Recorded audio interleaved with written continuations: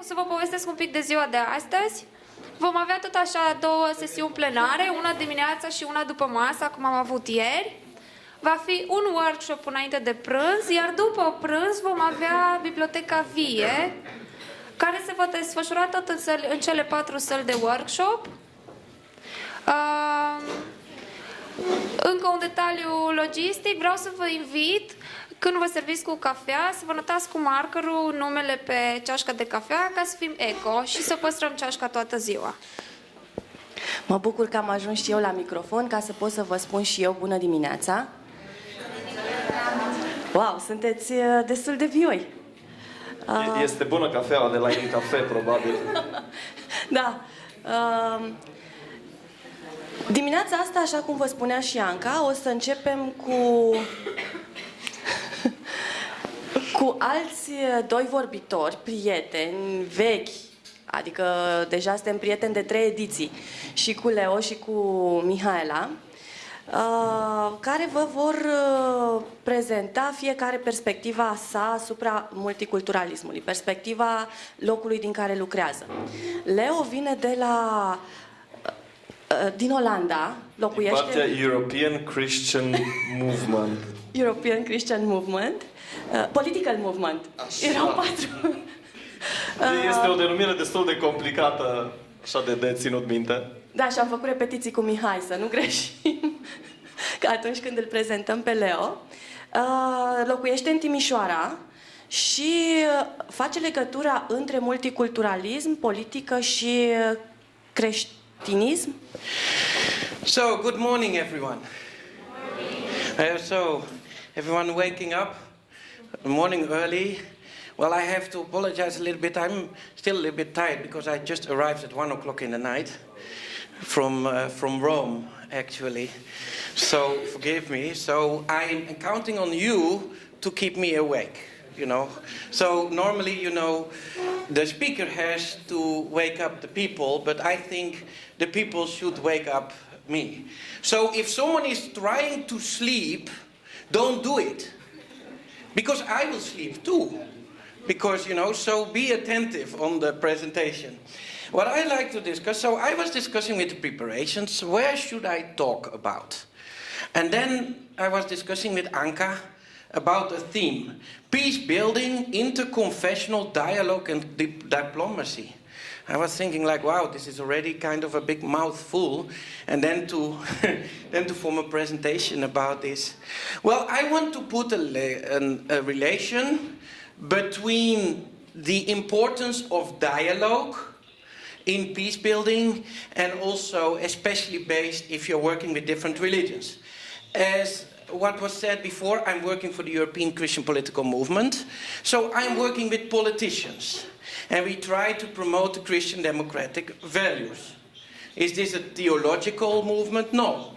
It's based on Christian values, Christian democratic values. So one of our pillars of our movement is reconciliation and dialogue, which is very important.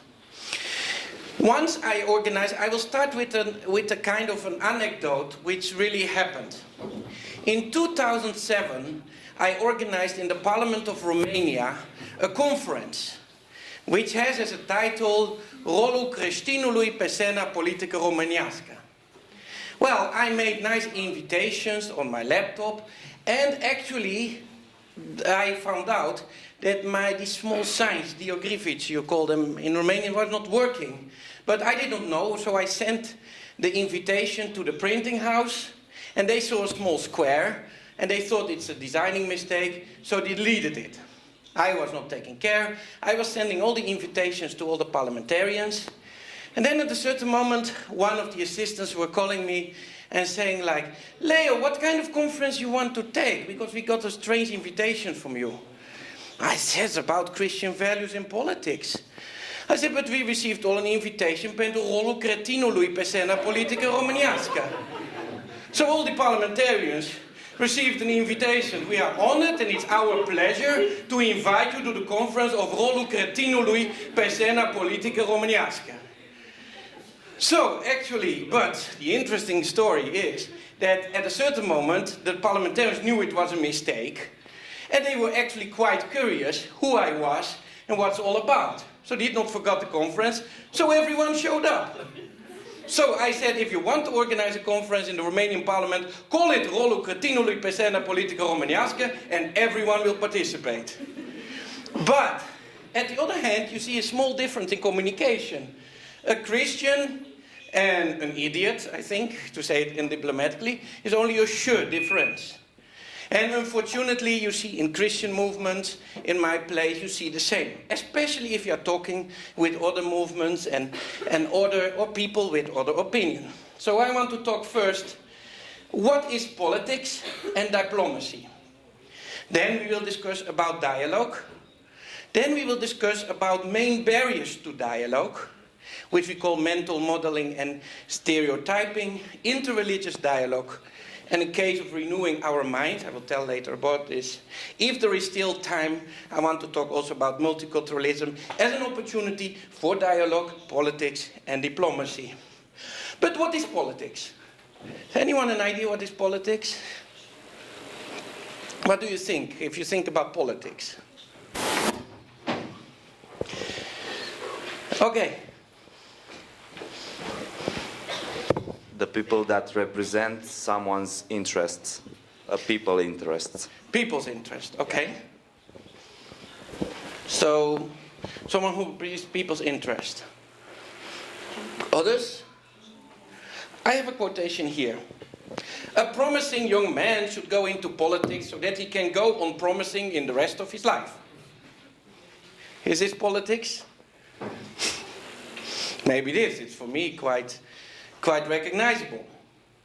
But if you look to politics, and what he said is like, you know, thinking about the interest of the people, that's indeed because politics concerns the life of the city. There is the word coming from, polis, yeah? And the responsibility of the citizens. Polites is. So politics is the challenge actually of being able to live together within a community. That is the original way how politics is seen. They live together into the city, into the community. So the original word of politics means this. So what he said was really right, because it says you have the interest of the people, the interest of your community. And what is a community? A community is a group that is organized around common values. And is a little bit with the social cohesion, that's a more difficult word, but it is a kind of a group organized that can be a geographical location, but it can also be like households, like business community, church community, religious community, or whatever. So communities, because we are not like created to be alone, but we are created to live in communities. And that is how the society is built up. And that is also where a lot of problems is going on. Because if we think that society is just a bunch of individuals, then it does not work. We are created, we are grown up in communities, and we have to share. And it is positive that different communities exist and living next to each other. So you have even a national community, and we are talking even about a global community. Think about the European Union, think about other structures in which collaborating together. And how can you deal with the citizens of the community? Think about the problems of the euro. There is a financial crisis, so the countries need to collaborate with each other. But then you see also the frictions between the different communities within the big community. So community is based, so people are associated in groups, in communities, and this forms your social identity. Your family, your business, your church, your ethnic, this kind of communities where you are in. So these are the we groups. We groups can also be spread of different countries or nations. And there is local, regional communities, global communities. So that is the first thing we want to think about politics, is to taking care about your community. So actually we are, that's also, you have local politics, regional politics, national politics. So you have to take care of your citizens. Not the citizens have to take care about you. sometimes it's a confusion with politicians. They think, okay, the people should serve me. I'm a politician. I'm important. No, the politician should serve the people. That is the idea, and there is the word politics coming from. Then what is diplomacy then? Well, if you look to diplomacy, it's in the past, diplomacy was much more simple. You had an ambassador, you know, they deal with relations between countries. Romania, for example, how do they do the interest? They have the officials going there and they are talking with each other. But now with the globalization and things, you see that diplomacy became more and more complicated. It's not just the officials dealing with the officials and arranging, but our whole range of international NGOs putting pressure on different countries, other interest groups, exchange of students even, business community have their own way of dealing with countries, how is the economic developments within the country. So diplomacy is much more complicated and therefore the definition is changed. Like diplomacy means everything what is dealing between different countries, which has as a target to find mutual acceptable solution to a common challenge. An example is the Schengen issue. That's all Schengen. Me as a Dutch, it's very good to live in Romania because of the Schengen, because we are the ones who were actually blocking it. So me as a person feel confident. You are from the Netherlands. Oh, Schengen blocking. Oh, you are. You see? You see already a kind of an opinion. What happens with the diplomatic thing about Schengen is that Romania entered into 2 points of view. Romania entered into the European Union in 2007. However, they did not finish all the capitals, all the negotiation chapters. So they did not finish, for example, the juridical reforms. Then there was a mechanism put in place, says Romania, you can enter into the European Union, but this should be still changed. If you want to be a good functioning society, this should be changed. Till 2010. Romania made a lot of progress, but did not finish it. But then Romania wanted to go into Schengen.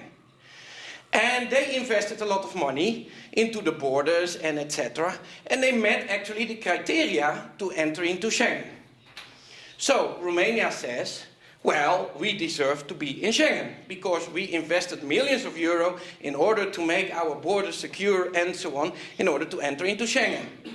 Netherlands says, no, because you should have a functional juridical system because you promised when you enter into the European Union to finish your juridical reforms till 2010. What is the diplomatic way how things could be resolved? Well, the president can say, we will block the trucks from the Netherlands in front of the border with the flowers, which happened. Netherlands asked questions to the European Commission, saying like, well, why are these flowers blocked? But it did not solve. Other things was like, okay, maybe we should try to solve. So you see, there are some different positions. And I don't say that one is right or one is wrong, but you see the whole complication about diplomacy and dialogue going to each other. And then you got a problem with, you know, opinions about each other. Because then at a certain moment they say, yeah, the Netherlands is blocking because there is a right extremist party and they are supporting the government. So that is actually the reason why they are blocking this. And so on and so on. So you see how important it is to have a good dialogue. In this case, Romania and the Netherlands should have a construction dialogue. And that was in this case lacking. And as long as this is lacking, for a common goal in which Romania could say like, okay, we agree that the juridical system should be changed because that's in our own benefit, but we also want to go into Schengen. In this basis, there could be a dialogue because that could be a common ground. But that lasted some time, and before that will be discussed, it will be very difficult to solve a problem. But so, in diplomacy, it is in question. But what means dialogue? Dialogue is coming from Greek. Dia, that means through. Logos, that means word, meaning, or, you know, more ancient, like gathered together. So dialogue is actually a flow of meaning through a certain kind of relationship with each other. There is the word dialogue coming from. You want to have a connection with each other. So this is dialogos. So what is dialogue? Is not to beat down. Unfortunately, you see that a lot on the television, in different talk shows, on Realitatia, on Antenna, or whatever. I don't think these are really dialogues. They even not listen to each other, and even the moderator is trying to put also her or his opinion together, you know. So it's not this, I don't have the feeling like these shows that said like, well, we want to solve something. We have here a member of the party who is the governing, we have a member of the oppositional party, there is an issue in the society, for example, Schengen, or education, or whatever, and we want to solve together. No. Everyone is putting their opinion, want to beat the other down.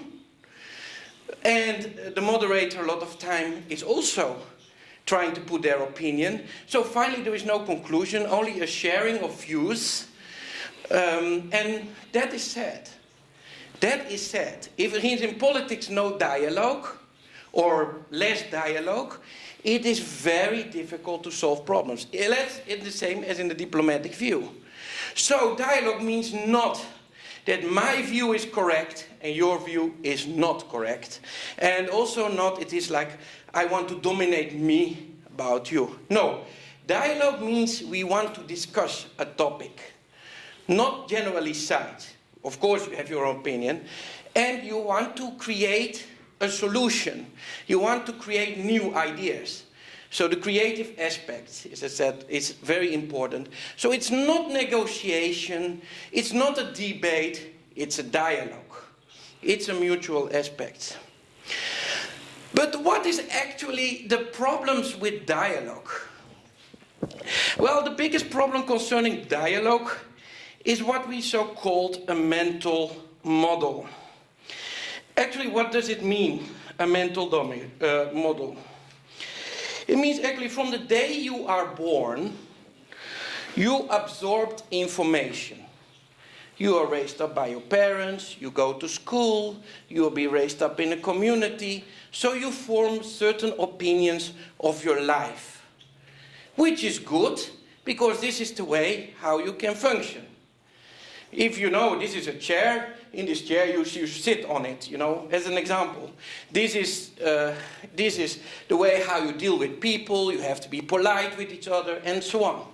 So in order to function, it's good to have these mental models. But the mental models are always incomplete. Because you are raised up in a certain community, and these mental models can form barriers for yourself. And then think about stereotyping. Does anyone know what a stereotype is? Yes, I see there and nodding. What is a stereotype?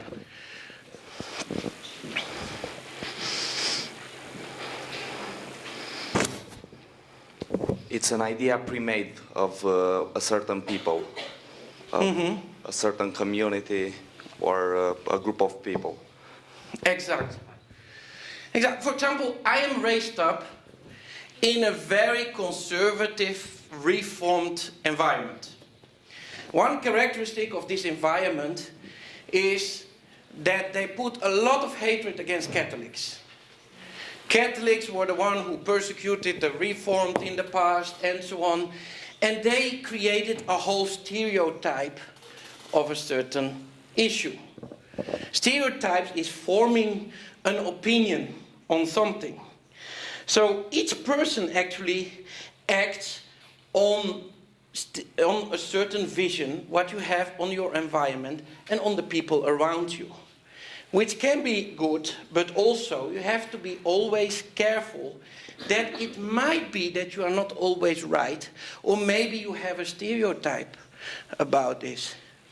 Mihaela will probably talk later about the Roma. If you think about the Roma, what do you think then?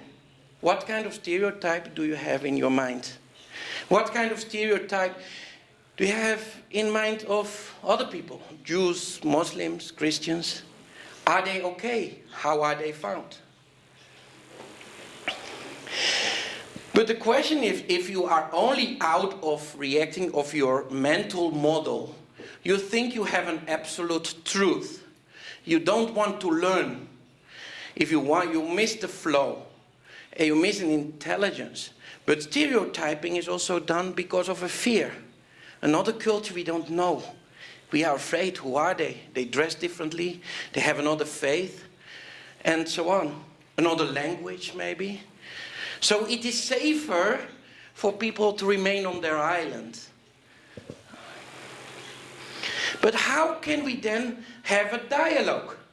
We saw in this example of Romania and the Netherlands, well, a stereotype about the Netherlands is a country by right extremists, and in the Netherlands they think about Romanians, well, they just don't want to reform and, well, they just want to invade our country with a lot of people.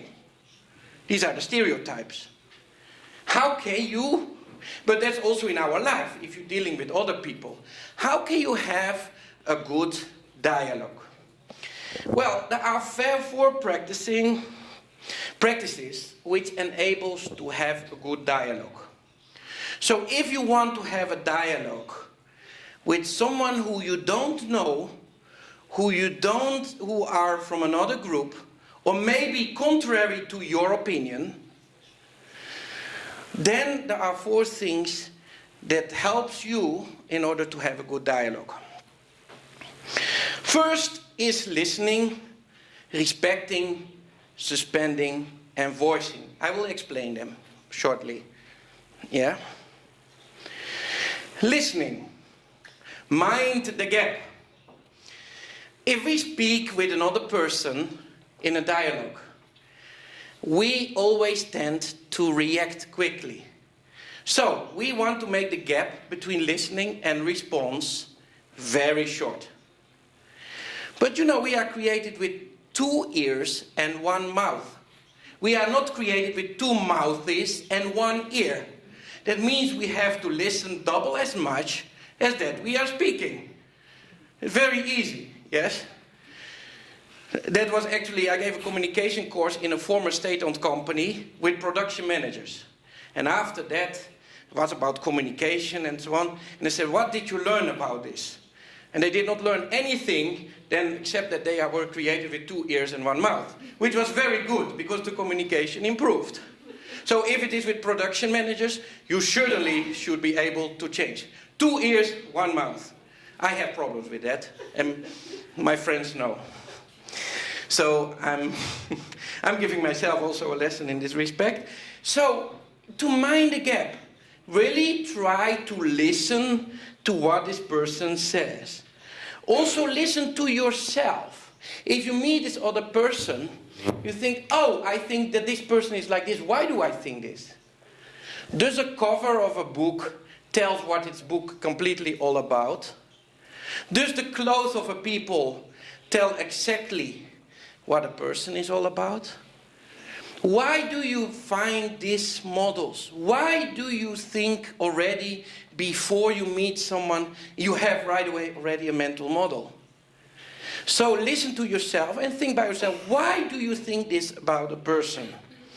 But also, like think about this. What is your opinion? What are your prejudices against this person? What is your cultural model in this? What are, all these kind of things which make you think like this. So listening to yourself and listen to the other. A problem is always the ladder of inference, which is called. So, you meet a person or a situation and you see some observable things. Observable things are things that you could make notice by a camera. That's why I put the camera. You select out of what you see certain data. Based on this, you made certain assumptions, ideas. You put conclusions, beliefs, and actions. For example, in a company, there is always a person who is playing with the BlackBerry or with the telephone or whatever, shifting and not listening. Managers think like, oh, so he selected this person, said like, well, this person is not taking care, so probably he has some problems, about, what I'm thinking. Maybe she feels unsure what I'm thinking, so you feel assumption. Conclusion is, well, you want to be, so the conclusion is, okay, this person is not interested in it, feeling unsure, and etc. Especially if this has happened a few times. Then you form a belief, and it says, well, maybe my things are not good or whatever. You form a belief of this person, and then you take action to ask more questions to a person. So whatever it happens, you see a thing.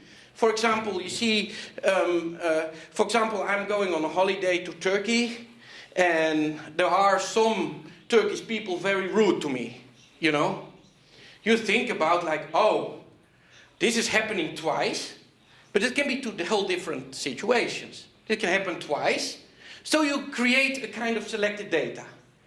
Oh, these Turkish people are really bad. And then you go further, and then you think like, well, I think that they are very bad because of their religion. Muslims are very bad people. And then you take action and says like, well, I don't want to do anything with Muslims. So whatever happens, and that has with everything. If you go to a shop, for example, in Belgium, even in Belgium, if I'm there, I'm Dutch, and I go into the shop and they don't want to speak Dutch. What is this? And it happens twice. So all those Belgians don't want to speak Dutch. Why don't they want to speak Dutch? Oh, they will hate us. Why do they hate us? And so on and so on. So this is called the ladder of inference. If something happens and you go on and on and on discussion, and without knowing you are trapped in a prejudices of a person or a certain group. To go this away, the first thing is listening, and also by yourself. Put your prejudices away. I had meeting with Muslims, and first I thought like these are strange people, fundamentalist or whatever. But then I spoke with them, and I said like, wow, these are great people. I was in Kosovo, and I visited, and I was invited to their families. I saw how much they cherish their family, and I learned a lot from them. But you have to put your assumption away, because else you will not be able to do this. And that is the fact of listening to yourself. And to yourself, where is this coming from? And the second is respect. Respecting, respectere, that means to look again. So you want to make a new friend. You want to learn from the others, and you want to meet again. Respecting is not a passive act, it's an active act. I want to learn you. I want to learn to know you. I want to know who you are. So you put away your prejudices, and you see everyone is respected. Dialogue is not a monologue. That fills with one and the other. As we listen, we speak deliberately. We are thinking before we speak. Suspending. If you think you are true, why do you want to defend it in this way? It's better to discuss with each other in dialogue. Why is truth needs re-examination? If you don't want to listen to the others, that means you are very proud. You don't have to suppress your own opinion, but also you have to respect the other. 4 is voicing. Abacadabra, that means abra, that means to create. Ka is as, dabra is speak. So in this discussion, you have an abacadabra. You have two people that you don't understand well, but you learn as you speak. So you have the willingness to listen, the deliberate choice, share narratives, so you discuss with each other, and you share yourself also. You open up also for the other people. You think what is up in your mind also. It does not matter to be sometimes emptiness in discussions, but you look for common grounds. And if you look to interdenominational dialogue, I like the word interdenominational more than ecumenical or whatever. Because ecumenical means you put everything in one pot and you create a new sauce out of it. Interdenominational means you respect every different religion or conviction, even if they are different than yours. You're not looking to the differences, but you look to the base, what you have in common. Based on listening, respecting, and voicing. Common ground is human dignity. Respecting each other's differences too. Overcoming fears by knowing each other. I met a Muslim friend in Rome. He is organizing visits of Muslims in Rome in order to know the Catholics. And the Catholics to know the Muslims. And they have a discussion, and that's the last thing what I want to talk about, is an activity, a project we're involved in the Balkans, in which these things are put in practice, which is called renewing our minds. So we bring different young people, like here, with different backgrounds, Muslims, Christians, atheists, and so on. We all bringing them together, and we try, and these are people from war areas, about peace building. So we try to reconciliation of leadership, of integrity, and serving and caring the communities. So the phases that people are going through is first the people will come and you have the embracing phase. Everyone feels accepted. Everyone is valuable. Everyone is a person created in the image of God. So everyone is like this. So people need to be loved and feel respected. The second is challenge. We are talking about the realities of a war. But then we have an empathy night when, for example, a Serb has to imagine that he is an Albanian and make a presentation, which is always very confronting. Because you have to learn to put in the shoes of another. If you have a prejudice on some other things, try to make an essay of you being that other person, or that other religion, or whatever. Then you have the vision part. You have to develop a vision. What do you want to do as a person in the society? What is your contribution? How can you be a politician sharing, serving your community, and then to create your mission? So create a group of young people actually creating mission. And you see that friendships go from different communities. I see much friendships between, you know, like Croats and Serbs, Albanians, Kosovars, and so on. So this is what I want to have as a challenge. I had some other things. Multiculturalism is also an opportunity. In the past, you did not meet so many people from other culture. Now you can travel, you can find. In diplomatic way, it's very good. It will learn yourself. So why should you be all the same? You know, it's boring. It creates opportunities. Go out of your comfort zone and go to the others. Go and try to learn the other people. And you will be enriched in what you can do. So, to prevent boredom, life offers many opportunities to interact with a wide variety of people. So why do we choose to only hang around to who are just like us? Nobody likes to be bored, do they? We have to be politicians and diplomats. We want to go for the common good of all. And that is only possible if we respect each other, we listen to each other, and we take care about each other, and we reach out to the other. Thank you.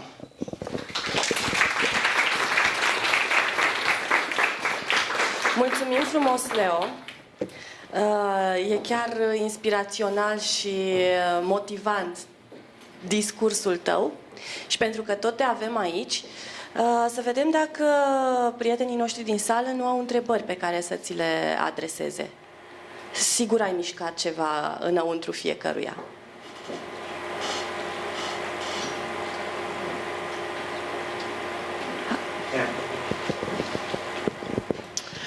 I have a question. Why did you decide to come in Romania? I mean, did you think first that, I don't know, like these stereotypes, that why to go in Romania, or I don't know, how did you decide to choose Romania and to live here? That's a very good question. Actually, when I came to Romania, I was a student. Yeah. And actually, the things why I decided to come to Romania is actually to find a complete other culture than in the Netherlands. You know, Netherlands is boring. Everything is planned, everything is organized, everything is, you know, creativity does not have any good place there, and so on. So I went to Romania to help in that time.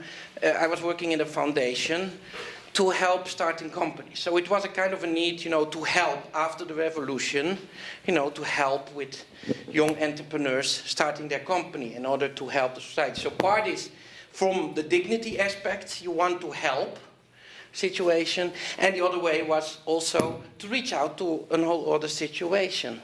So it was not really actually on stereotypes. Maybe on the way that a stereotype that you know about after the revolution, that there was communistic time before, so of course you have in that respect a stereotyping, but it is not that I say like, well, Romanians are poor or something and we should help, or no, it was more like actually the other way around, in order to reach out to other cultures. And that's the last part what I was discussing, in order to know other cultures and to enrich it. Did it answer the question? Other questions? I have a question. I have a question, and is this recognizable, the fact of forming stereotypes? Do you feel that also from yourself? I mean, I feel it a lot of time, that a stereotype, you know, like easily I'm thinking about this. Who think by themselves like, well, I feel myself also like with stereotyping? You can raise the hand. Yeah?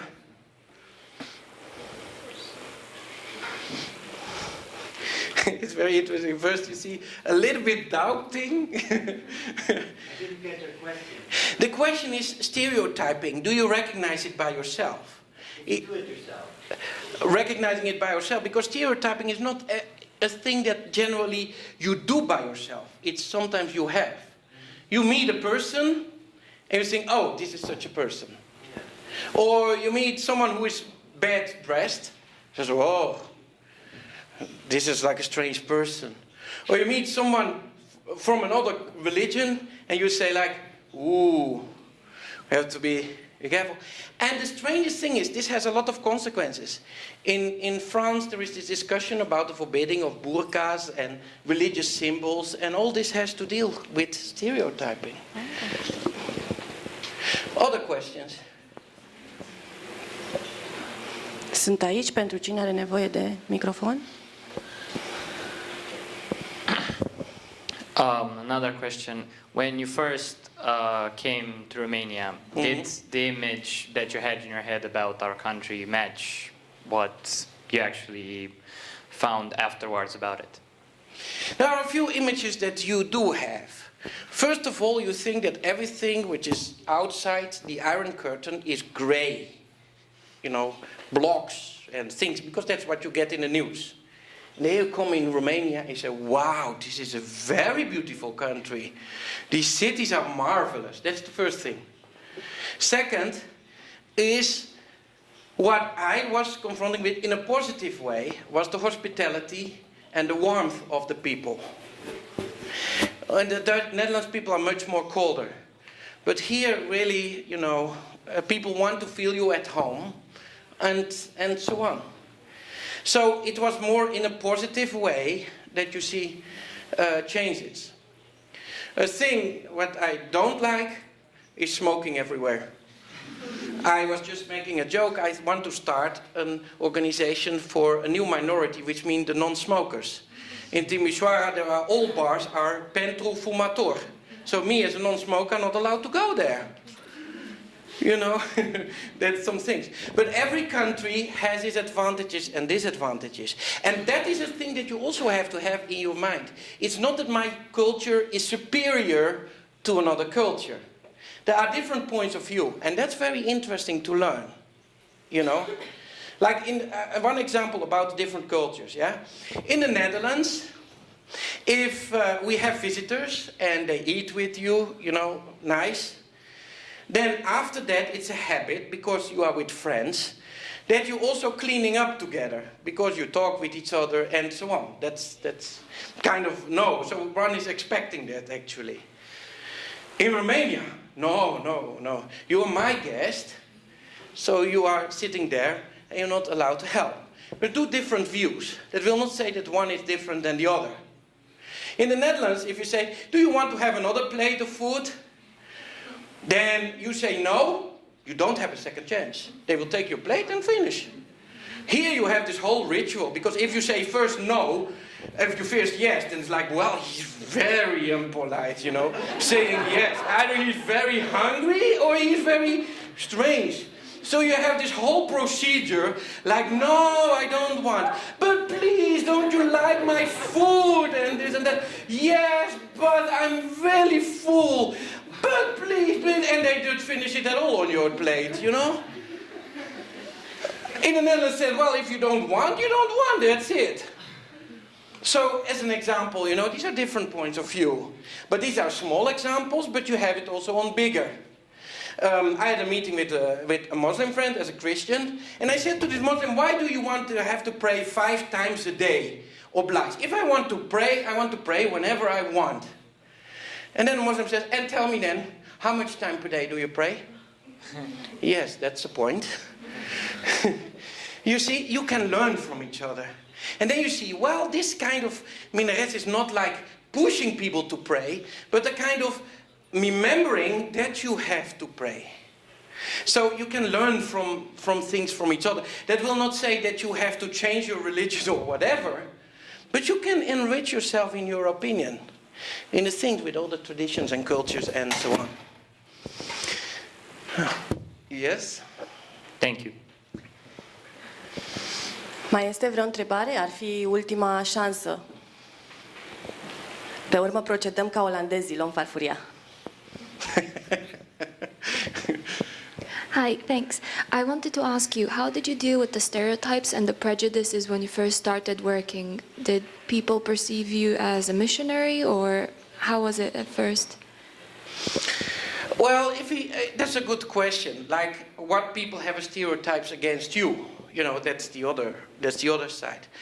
So actually, in the first, you know, people are always looking like, who is he? What is his agenda? Why does he come here? And what does he want? You know, for example. But you always, if you look to communication, you are transparent about yourself, you know. You say like who you are, what do you want to do, and to know why you want to contact the other person or what are you doing. So you come back to the communication aspect again, with the listening to the others. Why does this person tell something? If someone has a bad image about you, that can be two things. It's like if you have a complaint in a company. If you have a complaint, there are two ways. Either the complaint is correct, either this is incorrect. Is this correct? You have to change. If they are incorrect, then you have to think why this person is thinking that about you. So it's again taking away your own prejudices, because maybe you think like, well, I am bad, I'm unsure, I have not a good self-image. No. So also in this respect, you have to put yourself away from your own prejudices. So you have to listen and to say to the people, can I talk with you? And to listen and to find out. So to go again on this listening aspect, listening to yourself and listening to your other. And that is sometimes difficult, because if you have stereotypes and you find out that you are not true on certain ways, it's not always comfortable. But it's very enriching, because you will feel like, well, this is great, because I started to know with all my travelings in my function, I started to know, you know, the Catholics, I started to know, the Muslims, I started to know, with the Jewish, starting to know, and so on. And it will not say like, hey, we want to have one unity, or we are all the same. No, we are all different. And we have different opinions on certain issues. And we will not agree on all the issues. But there are certain things that we can learn from each other, indifferent whatever a person is, or whoever the person is. Did it answer the question? Okay. Leo, îți mulțumim frumos.